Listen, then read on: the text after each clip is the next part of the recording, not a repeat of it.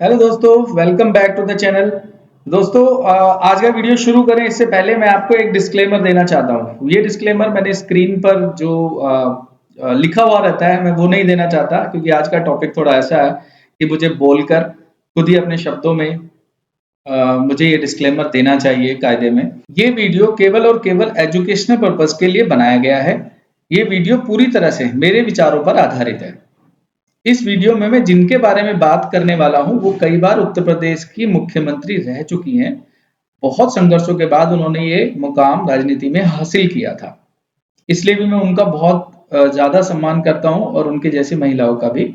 इस वीडियो से अगर किसी भी राजनीतिक दल या इंसान, किसी भी जाति धर्म को मानने वालों को अगर मेरे शब्दों में कुछ भी असहजता लगे या वो मेरे विचारों से सहमत ना हो, तो इस वीडियो को शुरू करने से पहले ही मैं क्षमा प्रार्थी हूं। धन्यवाद। चलो वीडियो को शुरू करते हैं। दोस्तों, ये जो थंबनेल अभी आपने देखा वो कोई क्लिकबेट नहीं है ना। यकीन करना, ये वीडियो जब आगे बढ़ेगा तो आपको इस बात का एहसास होगा। और मेरी ये रिक्वेस्ट है आप सभी से कि जो कंसेप्ट मैं बताने की कोशिश कर रहा हूं इस वीडियो में, उसे पकड़ने की कोशिश करनी है आपको। पहले आपको ये सिटी को पहचानने की कोशिश करनी है। ये जो आप अभी अपने स्क्रीन पर देख रहे हैं, ऊंची ऊंची इमारतें हैं, चौड़ी चौड़ी सड़कें हैं, सड़कों के दोनों ओर ग्रीन बेल्ट, लाल बत्तियों की जगह बड़े बड़े गोल चक्कर है, दिल्ली की भीड़ भाड़ शोर शराबे से दूर, दिल्ली से एकदम लगता हुआ ये हरा भरा शहर आप अगर पहचान गए हो तो बहुत अच्छी बात है। और अगर, क्योंकि बिल्डिंग सड़कें भारत के और बहुत सारे शहरों में एक जैसी सी होती हैं, तो अगर नहीं पहचाने तो मैं बताता हूँ, ये है नोएडा शहर। ठीक है, नोएडा। अब आप बोलेंगे, अब आप सोच सकते हैं कि यार ये ट्रेडिंग के चैनल पर नोएडा और नेताओं के बारे में डिस्कशन का क्या आज लॉजिक है। दरअसल काफी टाइम से, अब जैसे कि आप मेरी वीडियो में देखते आए हैं, जो लोग मुझे देख रहे हैं, मेरी वीडियोस देख रहे हैं, वो लोग अच्छे से जानते हैं कि मैं हमेशा से न्यू ट्रेडर्स को या जो लोग इस ट्रेडिंग को अपना एज ए करियर बनाना चाहते हैं पर शुरू में वो लोग बहुत ज़्यादा लॉस कर लेते हैं। बहुत सारे रीजंस हैं जो मैं पुरानी कई सारी वीडियोस में आपको बता भी चुका हूँ, समझा भी चुका हूँ, है ना। तो यहाँ पे ना मैं कनेक्ट करने की कोशिश करूंगा एक इंसिडेंस को, और जो मायावती जी के मुख्यमंत्री रहते हुए हुआ था उस समय में, और नोएडा की ये बात है ना। तो मैं इसको कनेक्ट करने की कोशिश करूंगा आपको, इसको ट्रेडिंग से कैसे, मतलब कैसे इसे हम जोड़ सकते हैं या हम जोड़ के देखना उचित भी है नहीं है, ये इस वीडियो के खत्म होने के बाद आपको महसूस होगा। ठीक है, फिर जैसा भी आपको लगे कि हम लोग इसको कनेक्ट कर पाए या नहीं कर पाए, या जो मेरे विचार हैं इस मार्केट को लेकर और मायावती जी को लेकर जो मुझे लगी सिमिलैरिटी, इसलिए मतलब जो मुझे सिमिलैरिटी लगी, मैं एक वीडियो के जरिए आप लोगों तक ये बात पहुंचाना चाहता हूँ। ठीक है, तो ठीक है, एक ट्रेडिंग मतलब एक फाइनेंशियल मार्केट है, शेयर मार्केट है, और एक तरफ एक राजनेता है जो अपने समय पर बहुत ज़्यादा दबंग मुख्यमंत्री रह चुकी हैं। हम सबको बहुत अच्छे से पता है इस बारे में। तो उन दोनों में क्या सिमिलैरिटी हो सकती है, तो एक पॉइंट है वो, जैसे जैसे वीडियो आगे बढ़ेगा तो धीरे धीरे आगे समझ में आने मतलब आ जाएगी आप लोगों को। कोई बहुत बड़ी कॉम्प्लेक्स बात नहीं है। ठीक है, तो ये नोएडा शुरू, जैसा अभी आप लोग देख रहे हैं, तो नोएडा शुरू से ही ऐसा नहीं था। तो जिस दौरान जब नोएडा को मतलब बहुत तरीके से बड़ी मेहनत करके मायावती जी ने आज का नोएडा बनाने की जब कोशिश की है, तो उससे पहले क्या था कि नोएडा की जो जमीन थी वो बहुत ज़्यादा उपजाऊ नहीं थी। इनफैक्ट मतलब बहुत ही कम ऐसी जगह थी, जमीनें थी जिन पर खेती होती थी।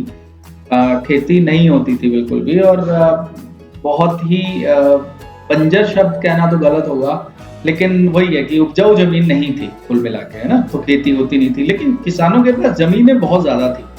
किसी के पास 10 बीघा, किसी के पास 150 बीघा, 200 बीघे, 400 बीघे तक के भी थे। पर क्योंकि जमीन में कोई खेती तो होती नहीं थी, तो उन लोगों को अब बहुत ज्यादा पर्पसफुल नहीं होता था। मतलब इतनी बड़ी जमीन होने के बावजूद भी उनके लिविंग स्टैंडर्ड में कोई पॉजिटिव बदलाव कभी नहीं आया था उससे पहले। फिर मायावती जी ने, सरकार ने, मतलब उनकी सरकार ने फैसला लिया कि इसको अच्छी सिटी में हमें डेवलप करना है, क्योंकि दिल्ली के बहुत ज़्यादा नज़दीक है और दिल्ली में भीड़ भाड़ है, तो लोगों का ये उनका एक परसेप्शन रहा होगा उस समय पे कि दिल्ली एक टाइम में बहुत ज़्यादा कंजेस्टेड, बहुत ज़्यादा हाईली पॉपुलेटेड हो जाएगी। तो दिल्ली के आसपास जिस तरीके से हरियाणा का गुड़गांव है बहुत अच्छे से डेवलप हो चुका था, हो भी रहा था उस टाइम पर, तो उन्होंने भी ऐसा सोचा कि नोएडा को भी हम उसी की तर्ज पर बसाने की कोशिश करते हैं।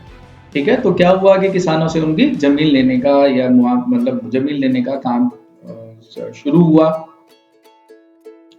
ठीक है, तो जमीन लेने का जब काम शुरू हुआ, उनको मुआवजा दिया गया, बड़ा बड़ा उन लोगों को मुआवजा मिला, जिसकी जितनी ज्यादा जमीन थी उसको उतना ही ज्यादा मुआवजा मिला, है ना। तो क्या हुआ कि देखो अब खेल यहाँ से खेल अब सही मायने में शुरू होता है।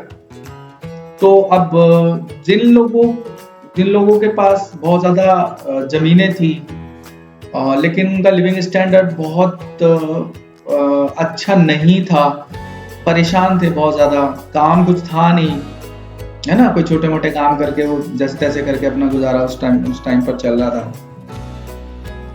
सरकारों ने फिर आकर मुआवजा देना शुरू किया, तो एकदम बहुत सारा पैसा आना शुरू हो गया उन लोगों के पास। मतलब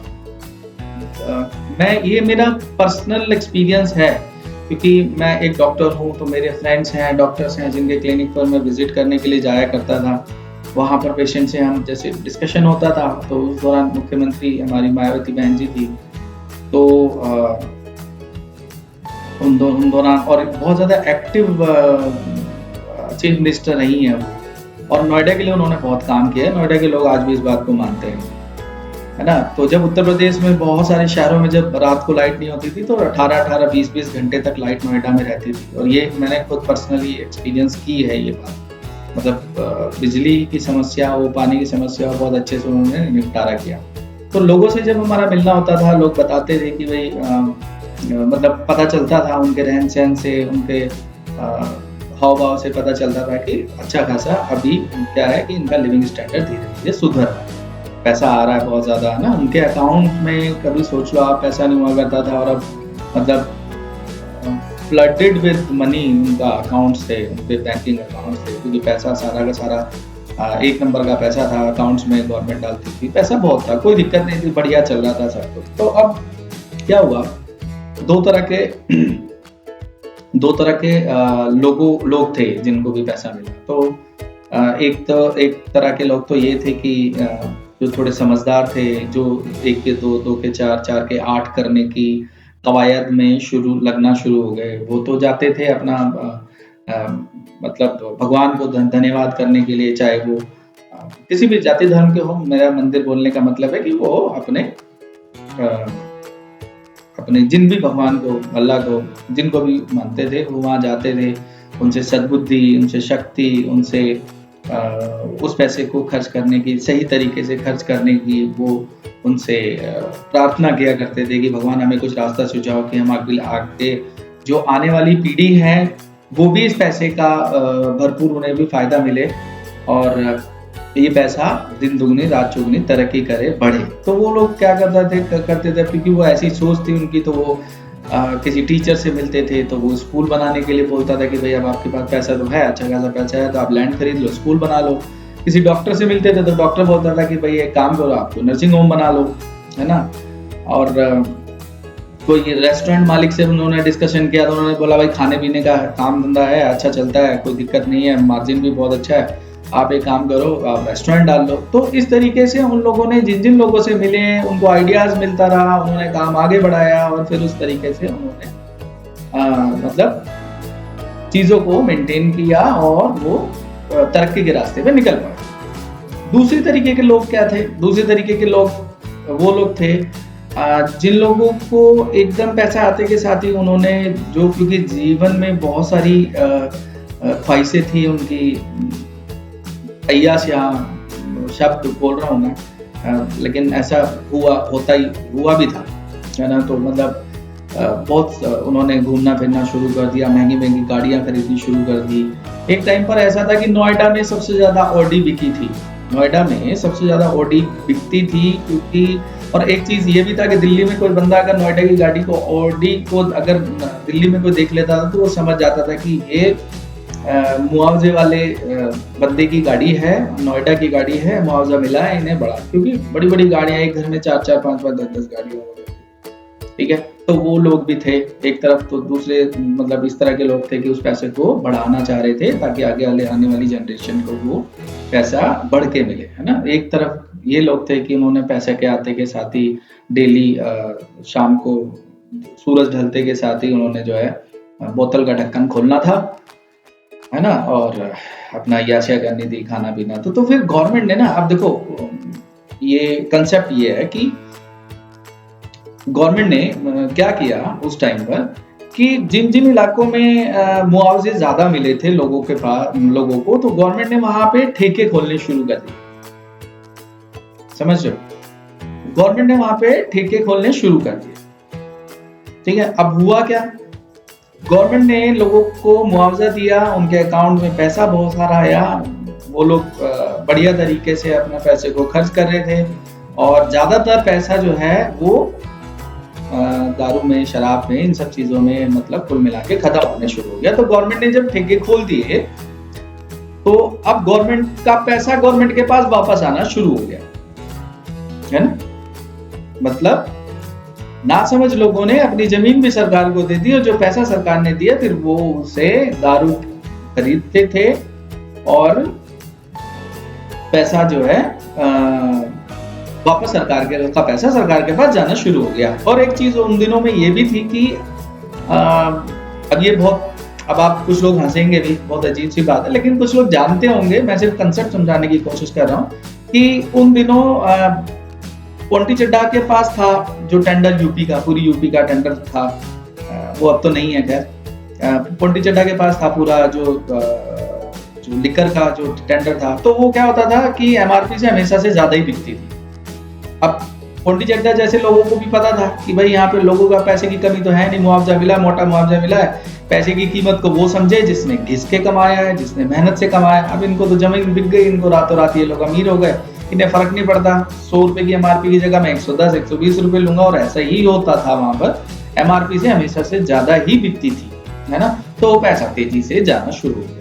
तो ये पूरी कहानी बताने का मेरा मोटिव सिर्फ इतना है इस कहानी में कि जिस तरीके से गवर्नमेंट का पैसा वापस कुछ ना समझ लोगों की वजह से गवर्नमेंट के पास जाना शुरू हो गया, तो ये जो हमारी फाइनेंशियल मार्केट है ना, ये भी ऐसे ही करती है कहीं ना कहीं। कैसे करती है, ना समझी में हम लोग क्या करते हैं, एक ट्रेड में, फर्स्ट ट्रेड या सेकंड ट्रेड में चलो हमें प्रॉफिट हो गया, उसके बाद दबा के फिर से हम प्रॉफिट करेंगे, फिर से हम ट्रेड करेंगे, फिर से ट्रेड लेंगे, क्योंकि क्या होता है, चुल होती है अंदर, है ना। अब वो क्या हो गया, 500,000 रुपए का प्रॉफिट हो गया एक नए ट्रेडर को, उसे कॉन्फिडेंस अपने ऊपर ना थोड़ा सा बढ़ने लगता है, जिसको ओवर कॉन्फिडेंस कहते हैं। बस यही उसकी गलती होती है, क्योंकि कॉन्फिडेंस तक तो ठीक है, ओवर कॉन्फिडेंस जब हो जाता है तो वो ओवर ट्रेडिंग शुरू कर देता है ना।